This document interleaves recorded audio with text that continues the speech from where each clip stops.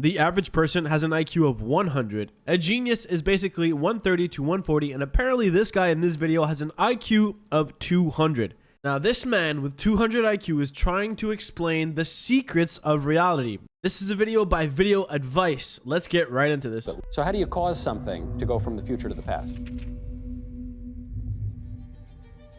If I were at an intelligence agency and I heard there was a guy with the highest IQ ever recorded who was contradicting the liberal establishment agenda, I'd probably have a file on that guy.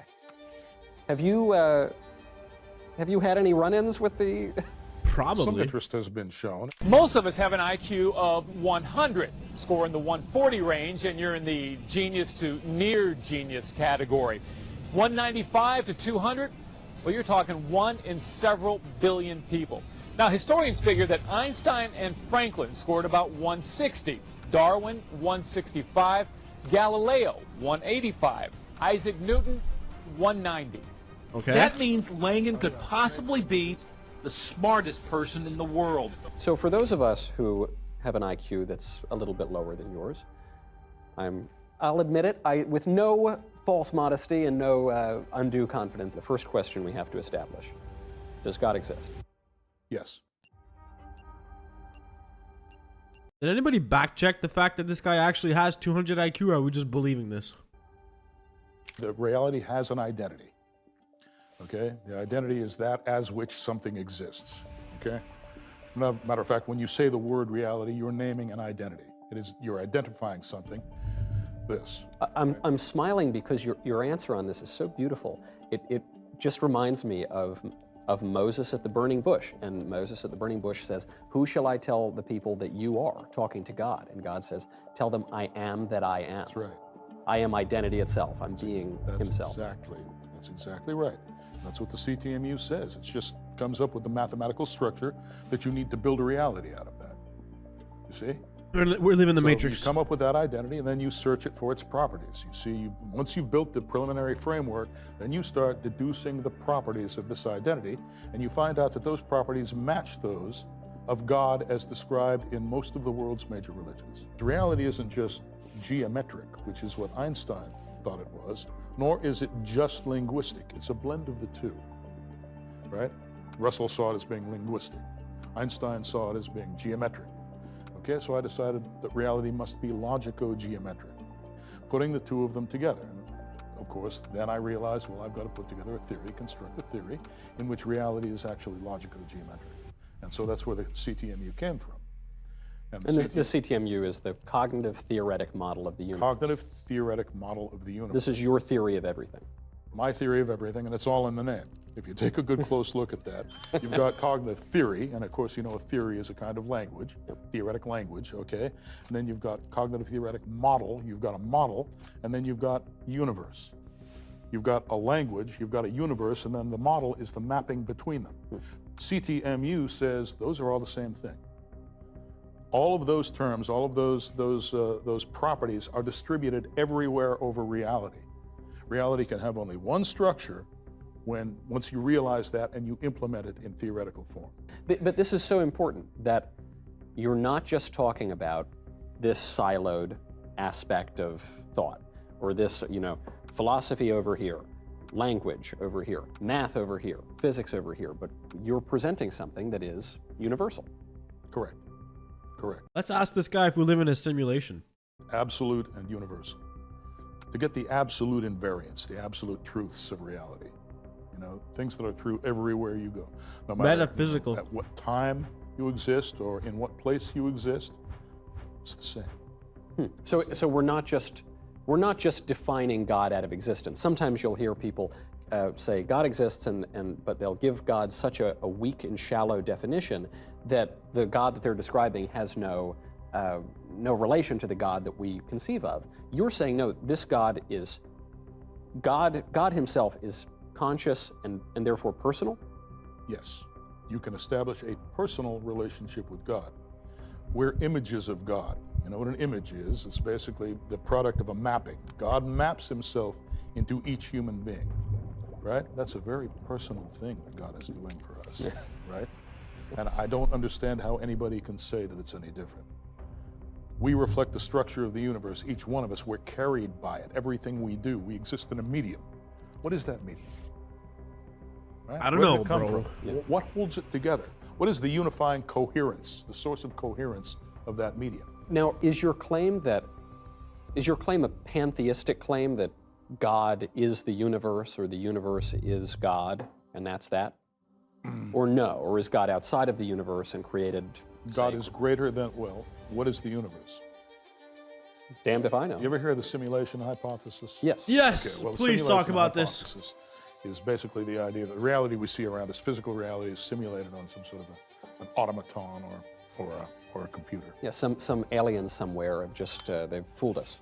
The idea is that you've got some kind of an automaton running, you've got a simulation running on it. And God, it's more panentheistic. You know what panentheism is? I do. No. I think I do, but that means that we are in God. Let me know how I've gone wrong. We are in God, and God is in us. And it is not merely that God and the creation are one and the same, but they are quite related. Is that something approaching panentheism? A little bit, yes. Okay. There's the idea is that you've got the physical universe that you see around you, but God is not confined to the physical universe. Okay. See, there's an ordinary pantheist assumes that God is somehow confined to the universe, that there is just what we see around us, and God is in every piece of it. God is distributed over it. Yeah. He's everywhere, But okay? It's a little bit more complex than that, because this part of the universe that we see around us cannot exist just by itself. Yeah. Okay? There are certain things that it entails. And when you go into those entailments, that's how you get to God. That's how you get to the identity of reality.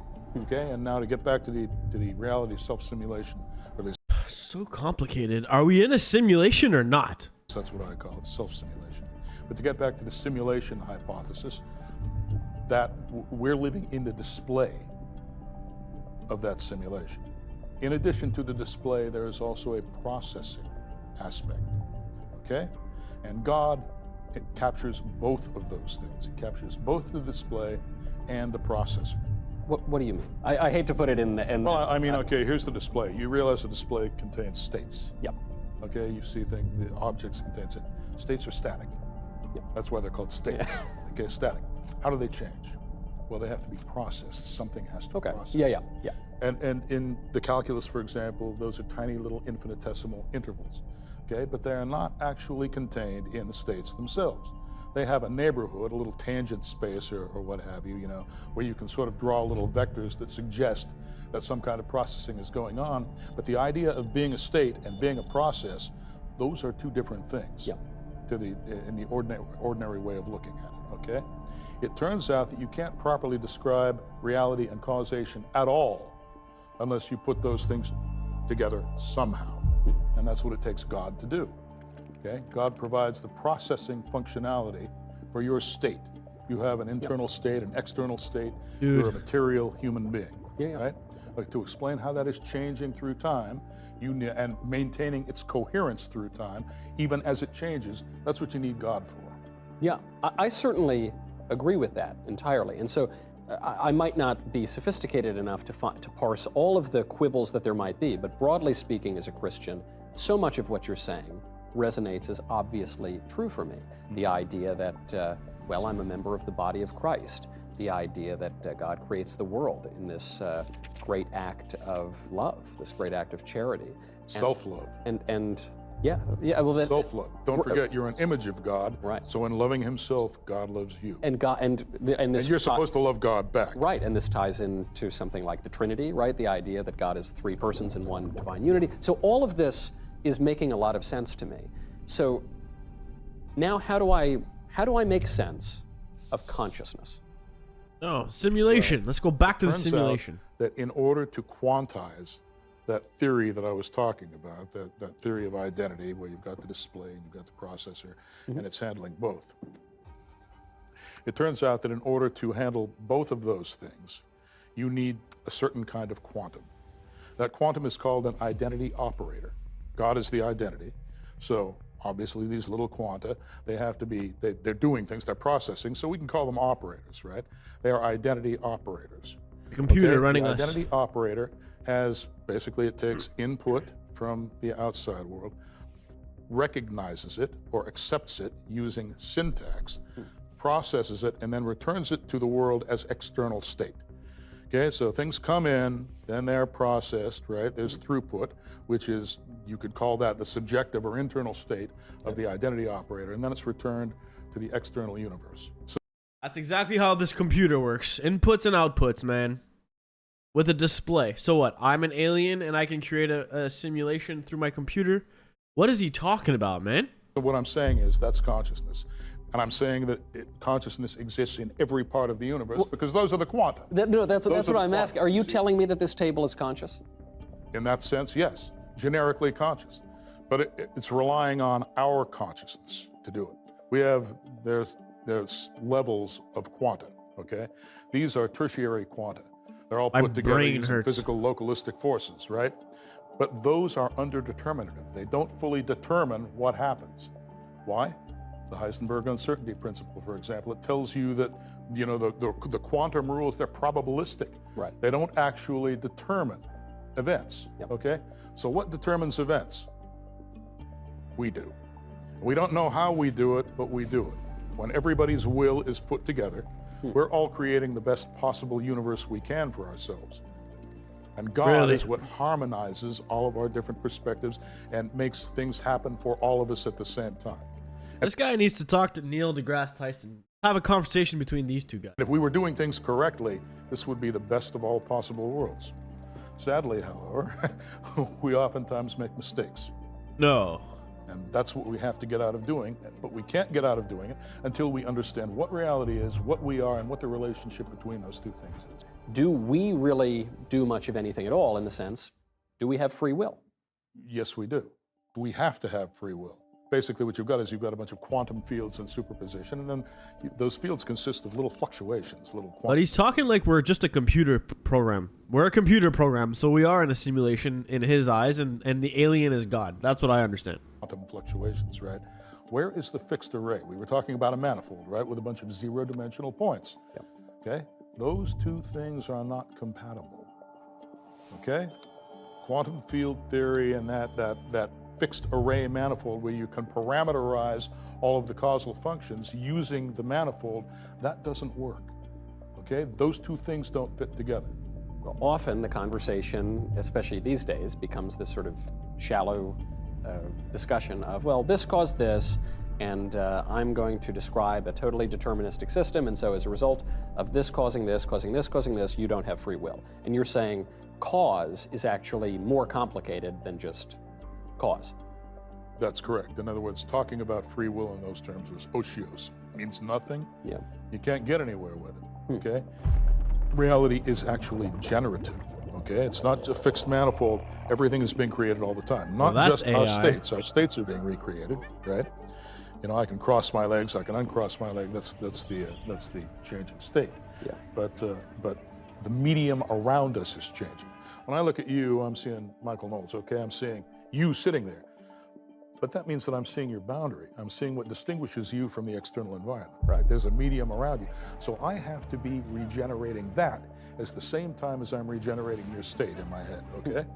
When I say regenerating, there's a reason I'm doing that. I could also say I'm recognizing Michael Knowles, I'm recognizing your state right now, but I'm also recognizing the state of the medium around you, because otherwise I wouldn't be able to distinguish you from the medium, and you wouldn't exist at all. Right, right. Well, it's sort of like a little baby, right? Has trouble recognizing the limits of things and recognizing what some individual object might be from, you know, the glass on the table. They have trouble distinguishing those things. Precisely. Yeah. Okay, the baby has to learn to distinguish those boundaries. And it has to receive the right visual cues at the right age so that it can actually learn how to do that. Yeah.